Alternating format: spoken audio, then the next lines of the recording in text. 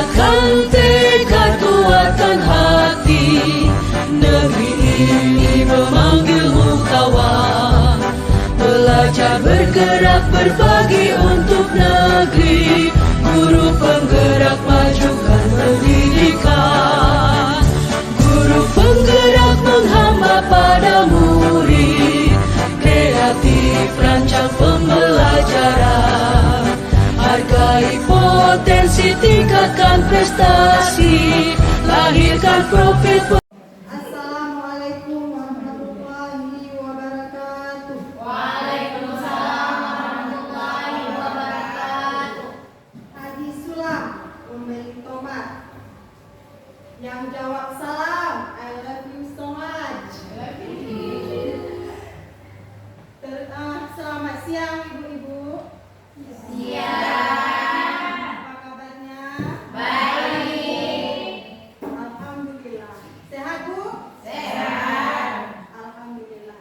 Sebelum kita memulai acara, saya ingin mengucapkan alhamdulillahirabbil alamin wassalatu wassalamu ala asyrafil anbiya'i wal mursalin wa ala alihi wa sahbihi ajma'in.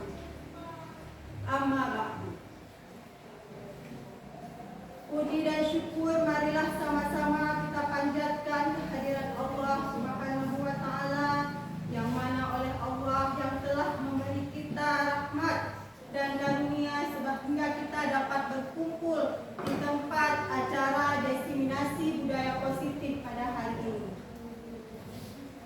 Selawat dan salam marilah kita sanjungkan kepada baginda Rasulullah sallallahu alaihi wasallam,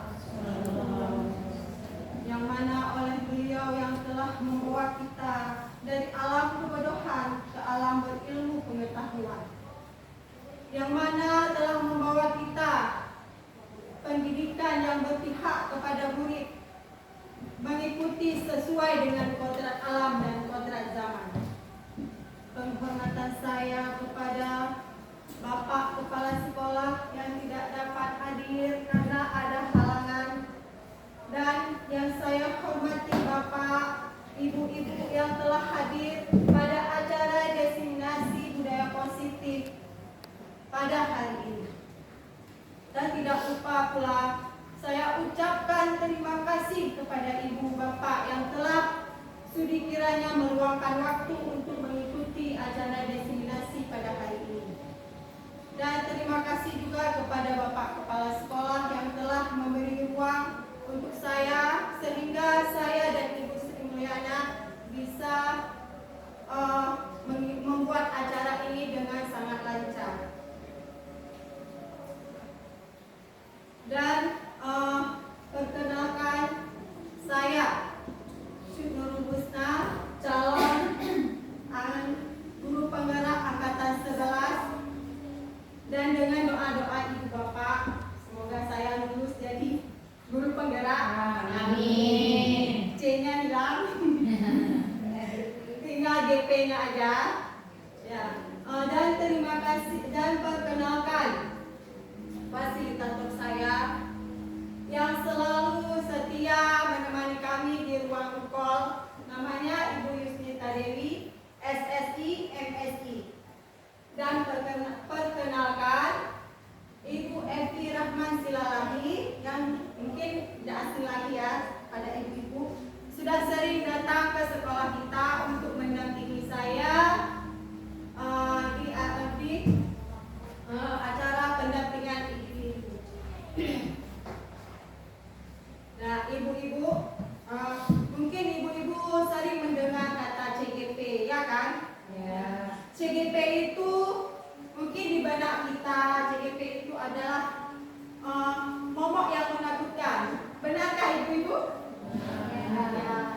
Mungkin bagi ibu CGP itu sulit, takutnya nanti saya tidak bisa tidur, ya kan?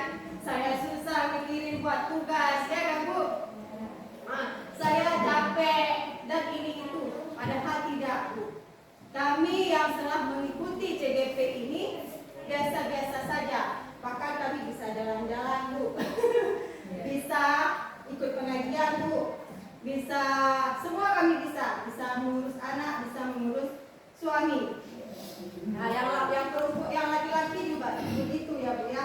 Dan menurut saya CGP itu tidak kita mengikuti CGP itu tidak harus berfokus pada untuk menjadi kepala sekolah atau menjadi pengawas sekolah. Tidak mesti Bu, karena di dalam CGP itu banyak ilmu yang kita dapatkan, banyak ilmu yang kita terima dari CGP. Ilmu itu ya tentunya tentang peserta didik kita. Bagaimana kita menyikapi peserta didik kita ketika dia berbuat salah. Bagaimana kita menyelesaikan persoalan di dalam kelas kita sendiri atau di lingkungan rumah kita sendiri.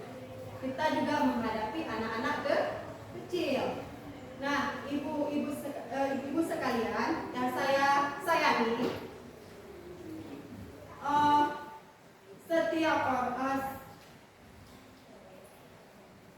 nah, sekarang saya meminta ibu berapa orang ya? 7 orang boleh?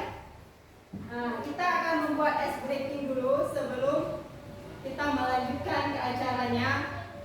Boleh ibu-ibu, siapa yang mau? Boleh, silakan 7, 10 juga boleh. Ibu tunjuk aja. Boleh Bu Ulfa, Bu Nurjana, boleh Bu Siriani, Bu Rahma, Fatia boleh, Mek Nopi, biar keluarkan grupnya, Bu Muhsina, Bu Aini, nah ya. Nah, kalau tidak Bu, di tempat masing-masing saja ya. Berdiri. Saya contohkan dulu.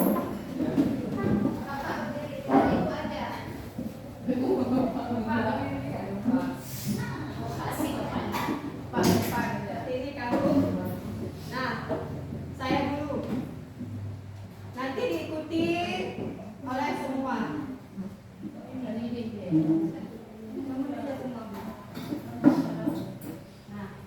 ikut.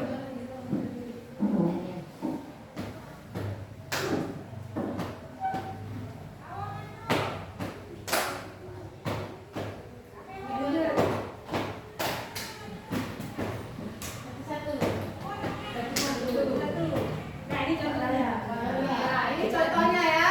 Nanti diikuti oleh semua peserta. Yang ini yang bukan. Ya. Saya bagi ya. Mulai dari saya dulu. Berarti sampai gilirannya baru tepuk kan? Ya. Udah pada ini kena. 1, 2, 3.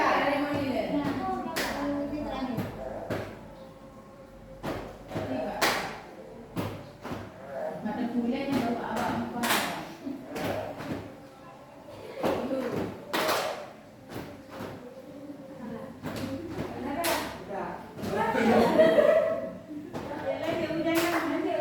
Tegak, biar baca. Orang kamu.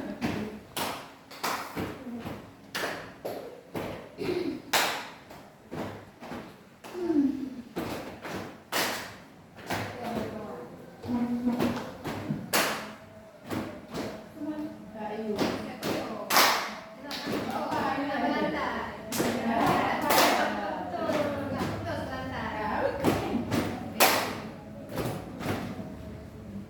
Semua satu.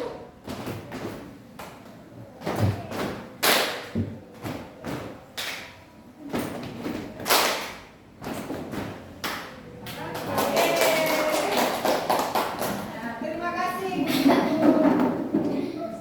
Apa nilai yang terdapat di dalam tepuk berantai ini, Ibu? Kekompakan. Iya, benar sekali Bu Aini. Yang lain? Keseruan. Keseruan. Ya, seru boleh. Ada yang lain?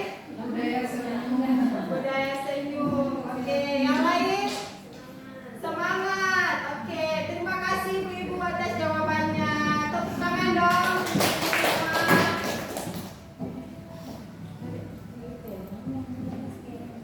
Nah, Ibu-ibu, kita sekarang lanjutkan ke pertanyaan pemantik, setuju atau tidak setuju.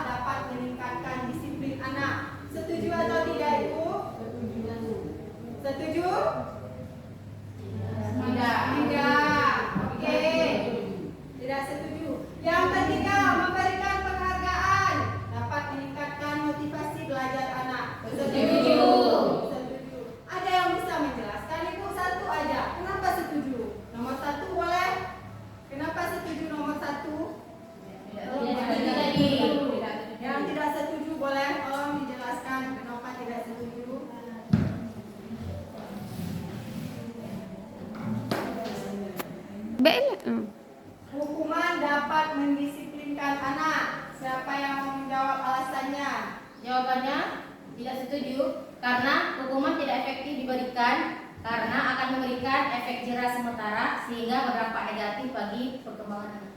Oke, terima kasih Ibu. Anak nomor 2, siapa yang mau menjawab kembali? Boleh Bu Ulfa?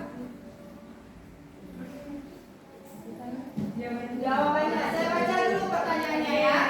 Pemberian hukuman dengan hal positif seperti membaca atau membersihkan halaman sekolah dapat meningkatkan disiplin anak. Menurut Bu Ulfa bagaimana?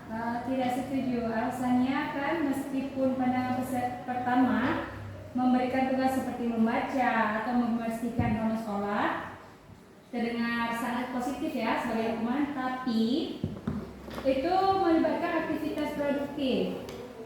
Jadi pendekatan ini kurang tepat menurut saya dan tidak efektif dalam meningkatkan disiplin anak.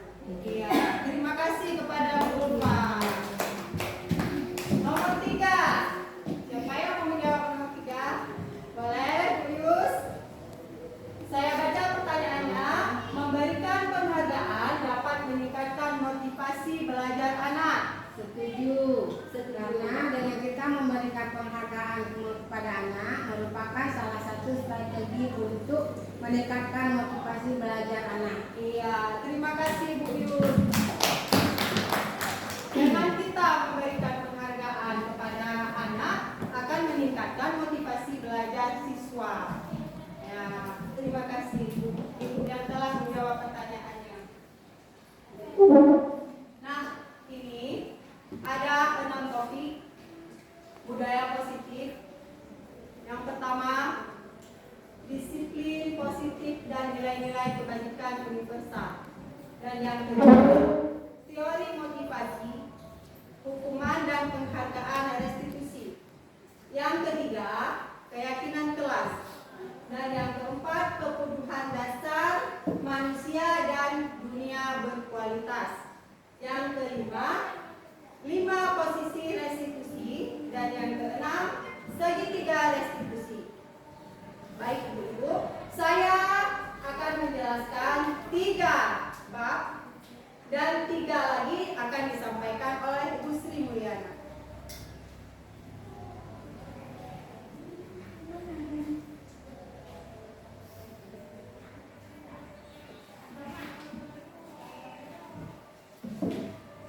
Nah, yang pertama adalah budaya positif.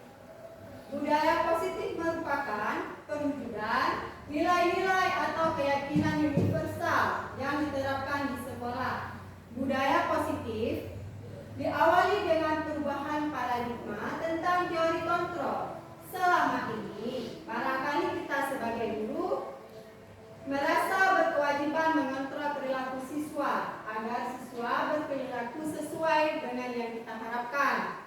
Budaya positif di sekolah yaitu nilai-nilai atau kebiasaan-kebiasaan di sekolah yang berpihak pada peserta didik agar mereka dapat berkembang menjadi pribadi yang kritis, mandiri, penuh hormat dan bertanggung jawab.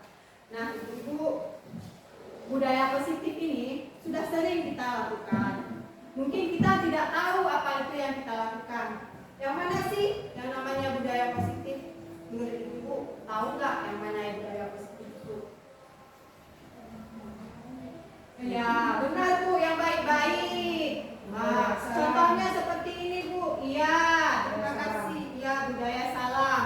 Budaya 5S sudah kita terapkan bukan di sekolah kita? Nah, budaya 5S. Apa itu Bu 5S? Salam, senyum, sama. Apalagi Bu? Sopan, santun. Nah, itu adalah budaya positif yang sudah kita terapkan di sekolah kita. Nah, selain itu apa lagi Bu? Budaya positifnya kita membuang sampah. Ada sampah kita ambil di lantai atau di tanah kita buang. Itu juga namanya budaya positif. Nah, berbicara dengan sopan. Ketika berbicara dengan guru, sopan. Ketika berhadapan dengan guru, untuk melangkahi guru, kita membungkukkan dada dan kita adakan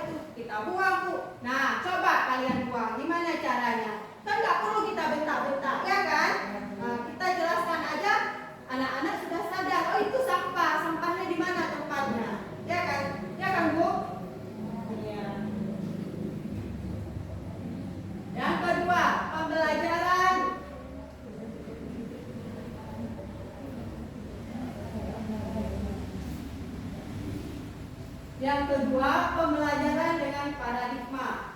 Pembelajaran paradigma baru atau kurikulum merdeka merupakan pembelajaran yang berorientasikan pada penguatan kompetensi dan pengembangan karakter siswa sesuai dengan profil Pancasila.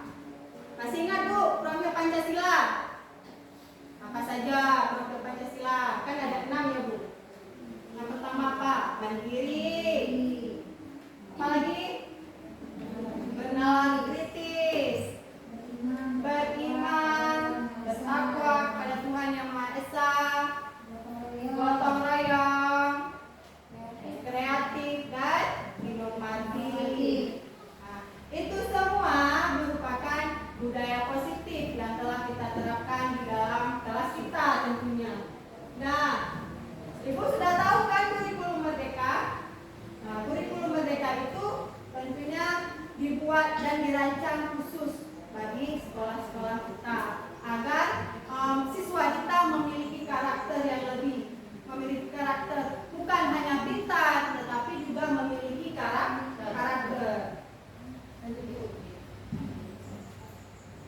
Nah, perubahan paradigma untuk membangun budaya positif di sekolah perlu menyediakan lingkungan yang positif, aman dan nyaman agar murid mampu berpikir, bertindak dan mencipta dengan merdeka, mandiri dan bertanggung jawab.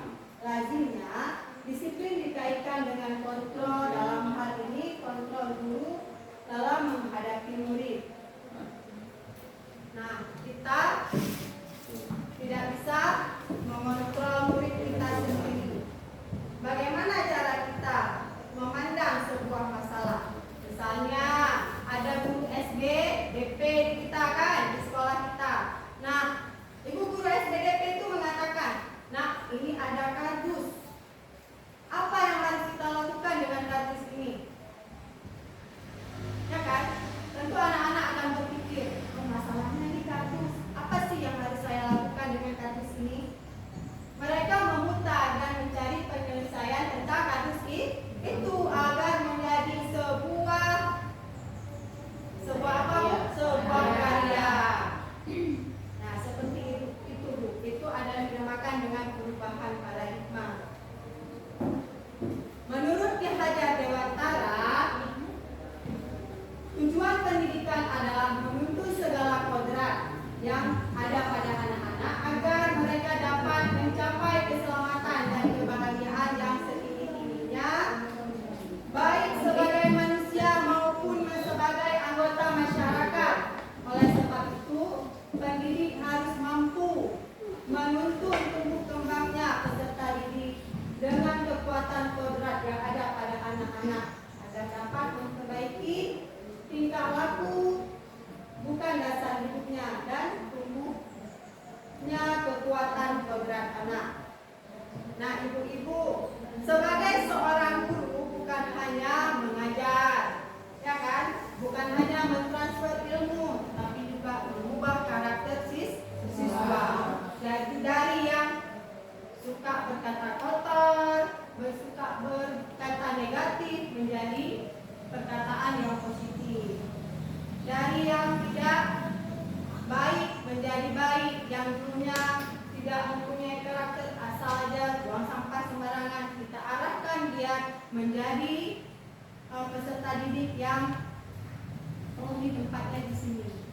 Ya kan Bu? Disiplin. Sesuai dengan visi kita di sekolah, yaitu siswa berkarakter dan berakhlak mulia.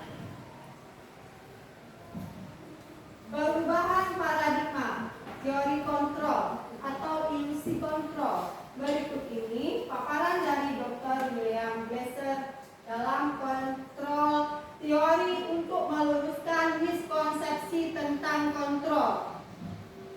Yang pertama, ilusi guru mengontrol murid. Yang kedua, ilusi bahwa kritik dan membuat orang merasa bersalah dapat menguatkan karakter.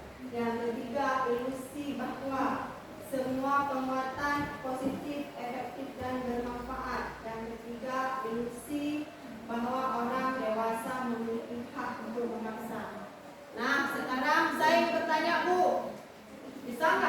mengontrol anak-anak murid kita. Jangankan anak murid kita, katakan dulu di rumah, bisa nggak kita mengontrol anak di rumah?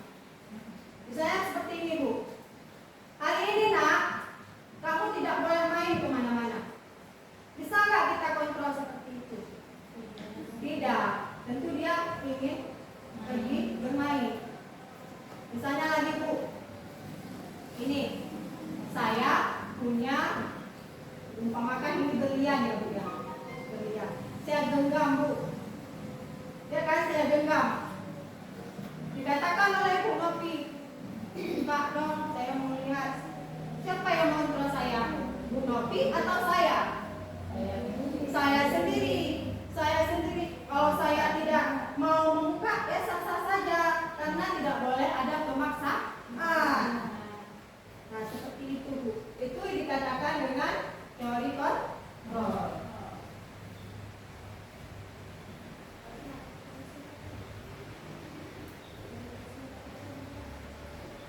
Perubahan paradigma stimulus respon teori kontrol. Siapa sesungguhnya yang memiliki kontrol?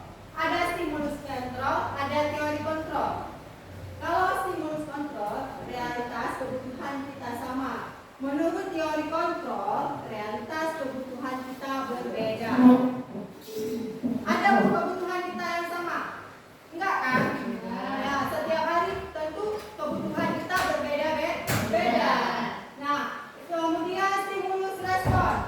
Semua orang melihat hal yang sama. Menurut teori kontrol, setiap orang memiliki gambaran yang berbeda. Nah, yang ketiga, stimulus respon. Kita mencoba mengubah orang agar berpandangan sama dengan kita. Apakah kita bisa Bu mengubah orang tersebut agar bisa berpandangan sama dengan kita? Tidak bisa. Tetapi menurut teori kontrol, kita bisa berusaha memahami pandangan orang lain tentang dunia mereka. Yang selanjutnya, orang berlaku buruk dilihat sebagai suatu kesalahan. Itu menurut stimulus kontrol respon. Menurut teori kontrol, hanya Anda yang bisa mengontrol diri Anda sendiri. Dan yang selanjutnya, orang lain, saya bisa mengontrol orang lain. Itu menurut stimulus respon. Kalau menurut teori kontrol, Anda tidak bisa mengontrol orang lain. Seperti contoh yang telah saya jelaskan tadi. Yang selanjutnya, pemaksaan pada suatu kebutuhan gagal. Kalau menurut teori kontrol, kolaborasi dan konsekuensi menciptakan pilihan-pilihan baru. Model berpikir menurut stimulus respon, berpikirnya menang kalah. Tetapi kalau menurut teori kontrol, model berpikirnya menang-menang. Nggak ada yang kalah, semua menang. Nah, selanjutnya ada kata disiplin. Apa sih makna kata disiplin? Nah, disiplin sering kita kaitkan atau sering kita artikan adalah peraturan, ya kan? Tata tertib dan kepatuhan pada peraturan. Kita disiplin juga sering dihubungkan dengan hukuman. Padahal itu sesungguhnya berbeda, karena belajar dengan disiplin tidak harus dengan memberi hukuman. Akan tetapi justru hukuman itu adalah alternatif yang terakhir. Menurut Ki Hajar Dewantara menyatakan bahwa untuk mencapai kemerdekaan atau dalam konteks pendidikan saat ini dan untuk menciptakan murid yang merdeka, syarat utamanya adalah disiplin yang kuat.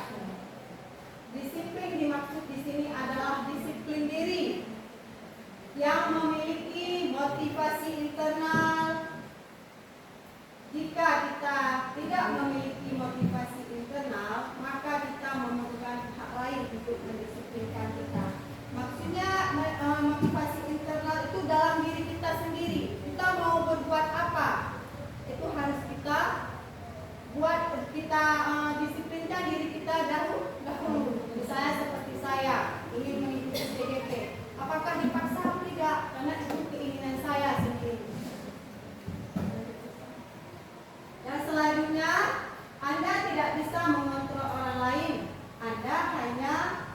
Ya, Anda hanya yang bisa mengontrol diri Anda sendiri. Disiplin adalah kemampuan memerintah diri sendiri dalam mengontrol dan menguasai diri untuk memilih tindakan yang mengacu pada nilai-nilai yang kita hargai dengan penuh tanggung jawab dan tanpa perintah dari orang lain. Maksudnya, dari nilai-nilai yang kita hargai adalah nilai-nilai kebajikan, sifatnya bersifat positif, yang merupakan tujuan mulia yang ingin dicapai setiap individu. Nilai kebajikan yang ingin dicapai setiap anak Indonesia dikenal dengan profil Pancasila, yaitu untuk membentuk nilai-nilai karakter kepada siswa kita, yaitu bentuklah karakter yang jujur, memiliki kasih sayang, rasa hormat kepada guru, saling bekerja sama, saling bergotong royong, dan sebagainya. Yang kedua, teori motivasi hukuman dan penghargaan restitusi. Semua perilaku memiliki tujuan. Teori motivasi perilaku manusia. Nah, di sini untuk menghindari ketidaknyamanan, apa yang akan terjadi apabila saya tidak melakukannya? Untuk menghindari kenyamanan pada diri kita, tentunya ada faktor motivasi eksternal. Yang kedua, untuk mendapatkan imbalan dari orang lain, institusi. Apa yang akan saya dapatkan apabila saya melakukan hal tersebut? Tentu itu ada faktor dari luar, eksternal. Yang ketiga, untuk menghargai diri sendiri. Tentu kita harus menghargai dong diri sendiri, ya kan? Saya akan menjadi orang yang seperti apa bila saya melakukan ini. Ya, itu adalah motivasi internal dari dalam diri kita, motivasi disiplin positif di dalam diri kita sendiri. Dihukum oleh penghargaan. Bahwa penghargaan berlaku sama dengan hukuman, dalam arti meminta atau membujuk seseorang melakukan sesuatu untuk memahami suatu tujuan tertentu dari orang yang meminta atau membujuk. Dorongan eksternal tentu ada, dan ada juga faktor yang ketergantungan. Beberapa dampak pemberian penghargaan yang disampaikan oleh Alfie Kohn 1993 mengatakan ada pengaruh jangka pendek dan jangka panjang yang disebabkan oleh penghargaan. Kemudian ada penghargaan yang menghukum, ada juga penghargaan mengurangi kecepatan, menghargai tidak efektif, dan selanjutnya penghargaan merusak hubungan. Nah, ada contohnya ini, Bu. Contoh, jika seseorang diberi penghargaan atau dipuji di depan orang banyak, maka yang lain akan merasa iri. Mungkin saja sebagian dari mereka akan tidak menyukai orang yang diberikan penghargaan. Itu sering ya, Bu, kita lakukan di dalam kelas, ya kan, Bu? Ya. Nah, sering kita memberi penghargaan. Itu selalu dia yang dipuji, ya kan? Itu pasti ada kan? Karena temannya merasa iri. Nah, contoh yang lain, jika di dalam kelas seorang guru memberikan penghargaan pada murid-muridnya, besar kemungkinan murid-muridnya termotivasi untuk menyenangkan guru. Mereka tidak akan bersikap jujur kepada guru tersebut. Penghargaan juga menciptakan persaingan di kelas, sementara persaingan menciptakan kecemasan.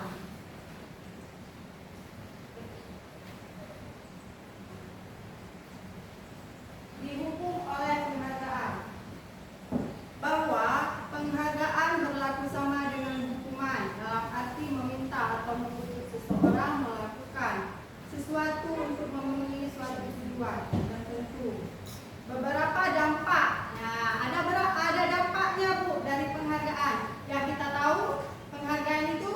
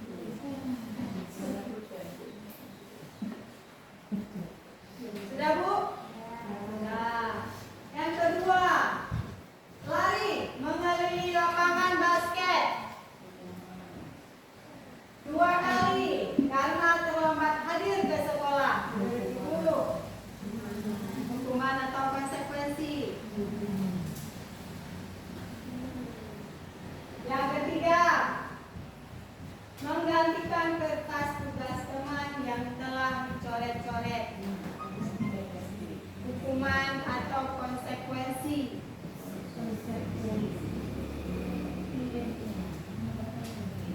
Yang keempat, membersihkan tumpahan air di atas meja karena tersenggol pada saat belajar. Hukuman atau konsekuensi.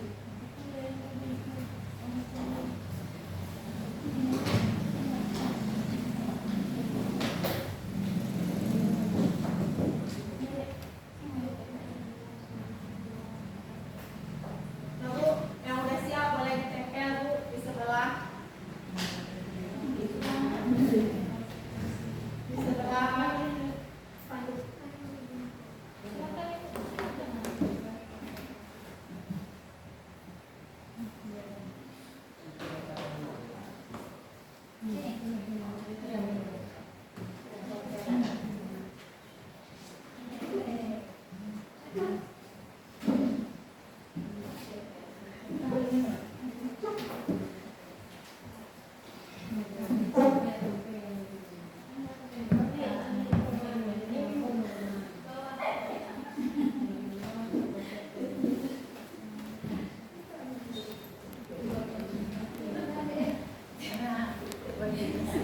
Nah,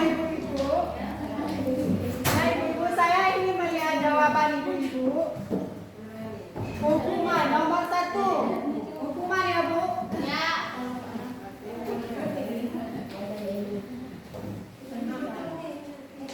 Naikkan ya.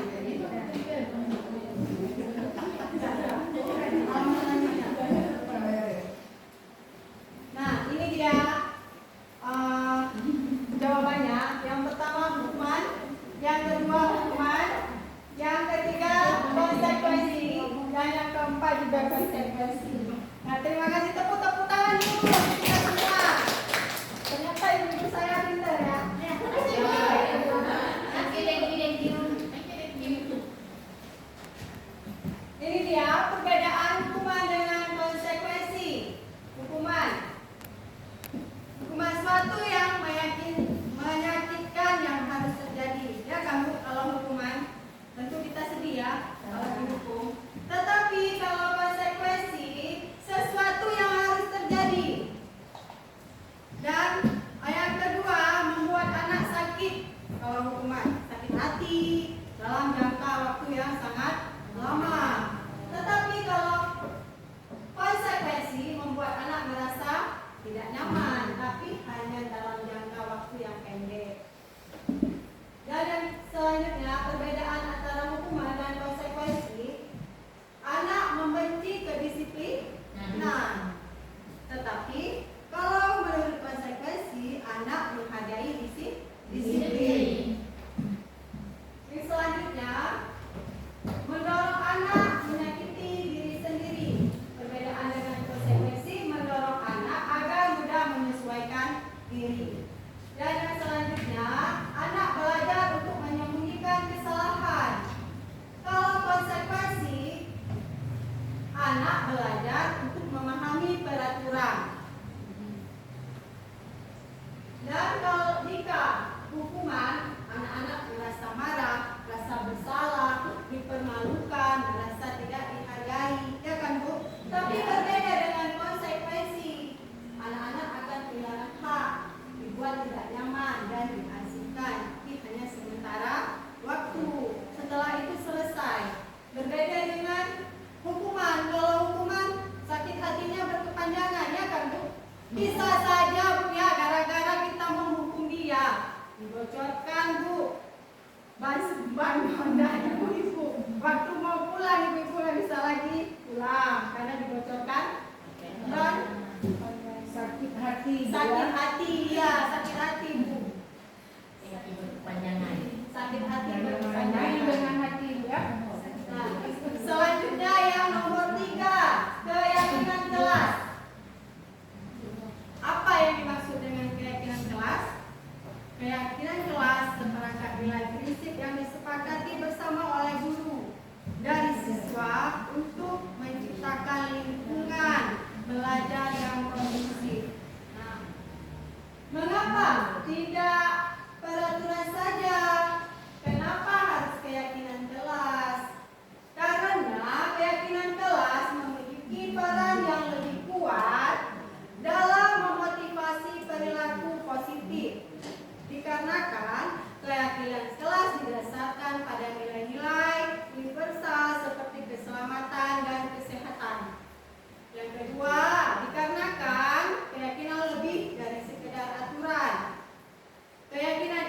adalah prinsip-prinsip yang mengandung tindakan tidak secara intrinsik. Murid-murid cenderung lebih termotivasi untuk berperilaku sesuai dengan keyakinan ini karena merasa terhubung secara pribadi dan memiliki nilai-nilai tersebut. Maksudnya seperti ini, Bu. Keyakinan kelas, kita pernah dong dengar buat keyakinan kelas, ya kan? Atau kesepakatan kelas, sama Bu. Keyakinan dan kesepakatan kelas sama. Kita buat di dalam kelas. Untuk apa kita buat keyakinan kelas itu, Bu?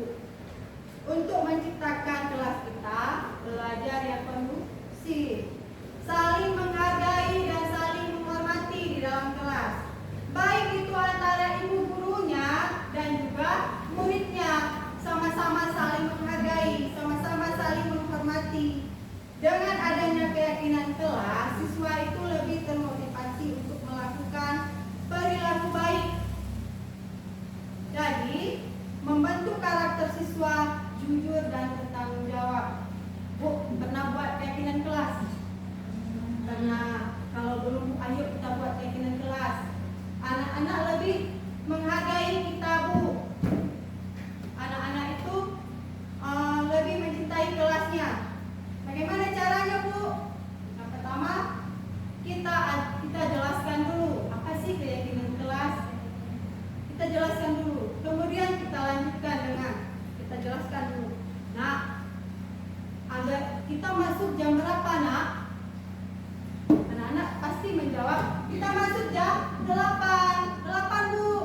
Iya, agar kita tidak datang terlambat. Apa yang harus kita lakukan?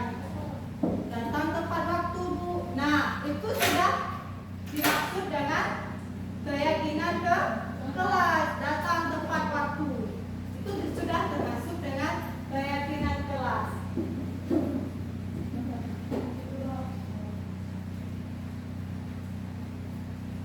Nah, keyakinan kelas, nilai-nilai keselamatan atau kesehatan ini disebut dengan suatu keyakinan. Seseorang akan lebih tergerak dan bersemangat untuk menjalankan keyakinan kelas daripada hanya sekedar mengikuti serangkaian peraturan tertulis tanpa makna. Bu, saya sudah melakukan keyakinan kelas. Dari awal saya masuk semester pertama, saya lakukan, saya buat dulu keyakinan kelas. Saya perkenalkan diri saya kepada anak. Setelah itu, ketika LPMS kemarin ya, Bu ya, ibu-ibu yang kelas rendah di sini memperkenalkan perkarangan sekolah ya.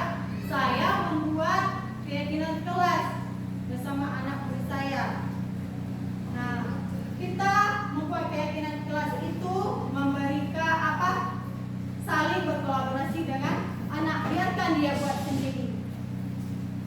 Kalau dia udah buat sendiri, Bu, otomatis dia akan menghargai apa yang telah dia yakini. Bukan kita yang buat, tapi kalau peraturan kita buat, ya pasti melanggar. Setiap hari, Bu, ketika saya masuk, saya selalu mengingatkan, dan tak bosan sih kalau kita tiap hari mengingatkan, tapi saya terus mengingatkan. Apa nak keyakinan kelas kita? Anak-anak saya menjawab,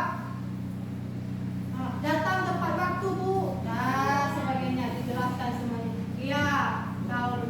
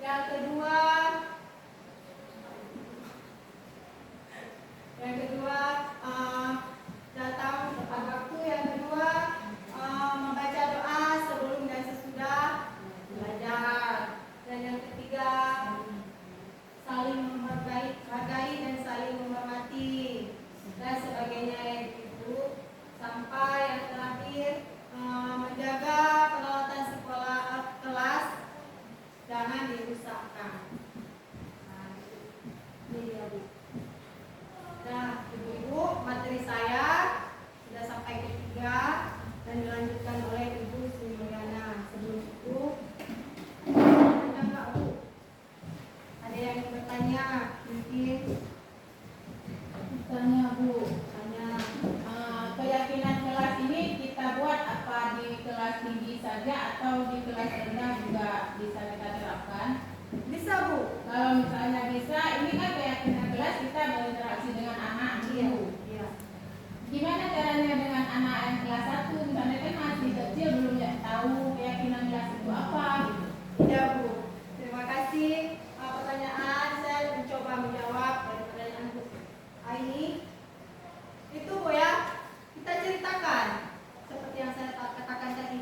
Nah, kita buat peraturan kelas ya, kita buat keyakinan kelas. Iya Bu, pasti gitu ya jawaban anak-anak. Saya tapi kurang paham ya, apa sih yang ada di pikiran anak kelas 1. Karena saya belum pernah mengajar di kelas 1. Jadi anak kita bilang, enggak, kita kalau sekolah datangnya jam berapa? Pasti gitu kan? Jam masuk sekolah kita jam berapa nak? 8. Nah, kita harus datang tepat waktu. Kita tulis di depan, kita harus datang tepat waktu. Nah, ini peraturan kelas kita, keyakinan kelas yang kita buat. Sudah kita saling tanya jawab dengan siswa kita tulis di papan tulis. Kemudian kita catat kembali. Kalau kalimatnya memang kurang bagus, nanti kita perbaiki menjadi kalimat yang positif. Ya. Kemudian itu bisa menempel di diri. Gak apa-apa anak-anak nggak bisa baca, tapi yang bisa baca kan dia akan paham, ya kan? Nah, ada yang ingin bertanya lagi Bu? Bu Nur Eni mungkin? Tidak ada ya? Kalau tidak ada, terima kasih kepada ibu-ibu yang telah mengikuti acara diseminasi. Nah, mungkin ibu-ibu ada yang ingin bertanya lagi? Silakan Bu. Ya, silakan Bu Nur Eni. Menurut Ibu, apa tujuan utama menerapkan budaya positif di sekolah? Ya, terima kasih kepada Ibu Nur Eni yang telah memberi pertanyaan. Mengajukan pertanyaannya Bu ya. Tujuan dan penerapan budaya positif itu adalah untuk menciptakan lingkungan belajar yang baik, yang kondusif, yang aman di sekolah kita agar mengurangi perilaku negatif serta membangun hubungan yang positif antara kita guru dengan siswa. Nah, seperti itu sudah dipahami Bu? Nah, baiklah Ibu. Sebelum saya tutup ini, saya ingin menarik sedikit kesimpulan. Jadi budaya positif yang kita terapkan di sekolah itu adalah perilaku hal-hal yang baik di dalam kelas maupun di luar kelas. Tetap Bu, kita budayakan 5S ya Bu ya. Sopan, santun, salam, jangan lupa. Itu lebih kita tingkatkan lagi agar kita tidak melupakan budaya 5S.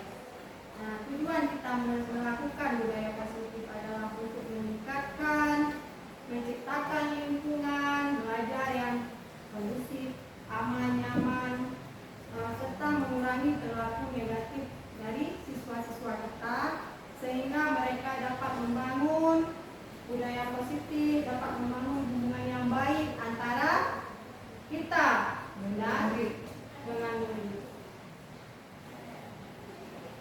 Nah, kalau begitu Bu, tidak ada lagi yang ingin bertanya. Saya cukupkan sampai di sini. Jika ada,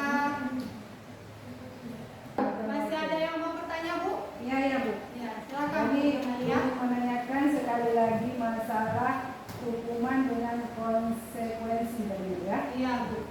Berarti seorang murid itu lebih menyakitkan di hukuman ya. Nah, tadi ibu jelaskan tentang sakit hati ya, sampai dia membocorkan bangunan gitu ya. Berarti perbedaannya lebih ke hukuman ya. Iya. Itu aja Bu. Iya. Kalau menurut saya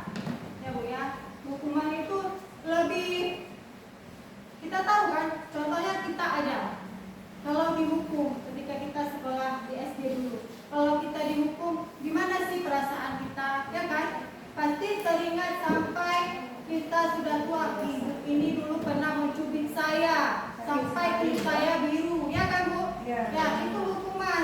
Dulu saya punya cerita Bu. Seorang guru kelas 6.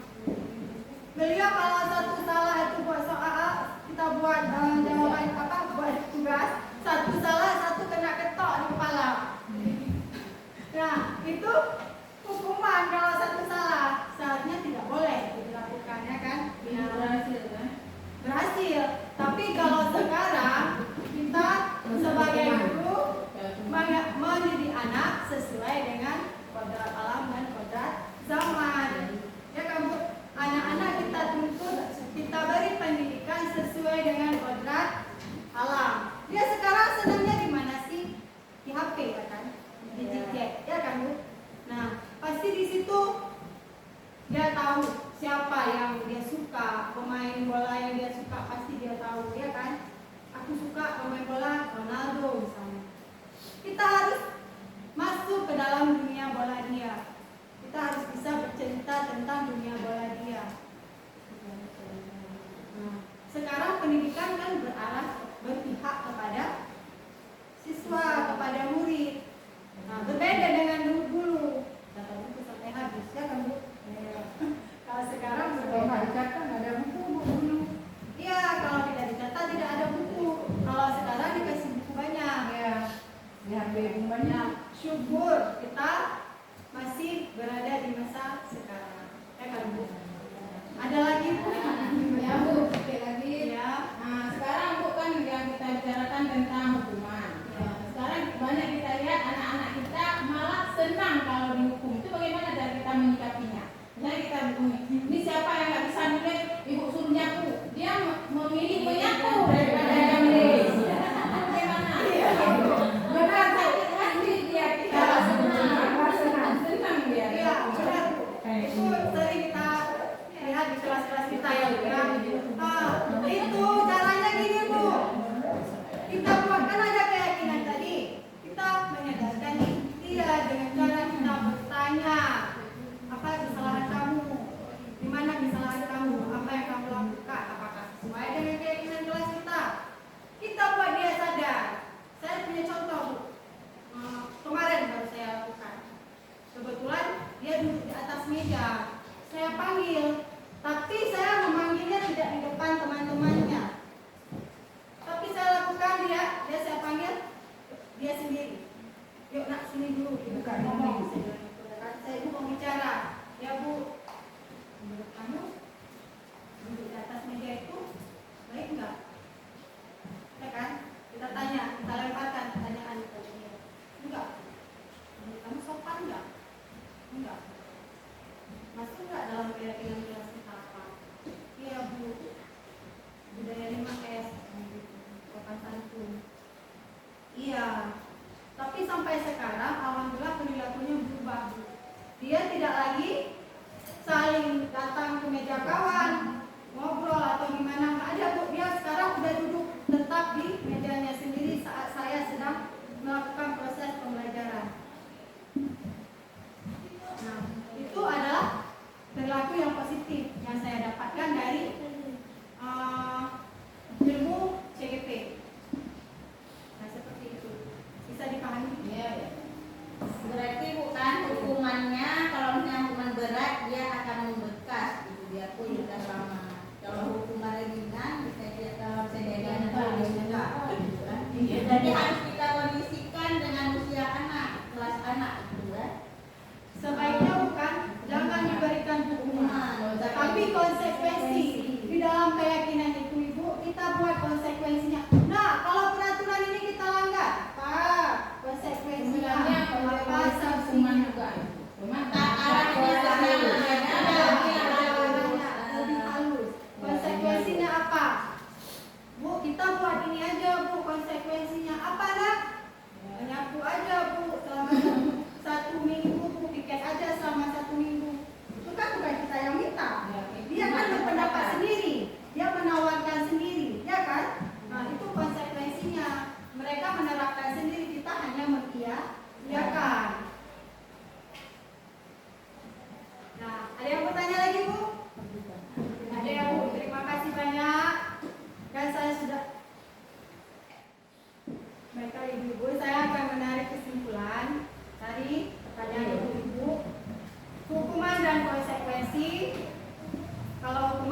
akan membekas di hati murid kita, di hati siswa kita. Tetapi kalau konsekuensi